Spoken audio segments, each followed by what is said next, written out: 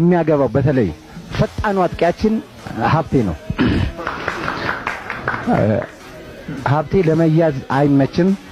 ምናልባት የሰው ኃይል ተጨምሮ 78 ፖሊሶች ካልያዙት በስተቀር በእነሱ አቅም ብቻ ሀብቴ የሚያዝ አይደለም። እንዲሁም ደረጀም በጣም የኳስ ሰው ከመሆኑ የተነሳ ደረጀ ማለት ኮርና ራሱ መጥቶ ራሱ ሄዶ ነው እንደገና የሚያገባው። ላላየ ሰው ሊያስቅ ይችላል፣ ግን እኛ በተግባር ስላየን ነው። እንደዚሁም ምናልባት አለባቸውን እንውሰድ። ያለባቸው ባህሪ ምንድነው? ያጠቃል።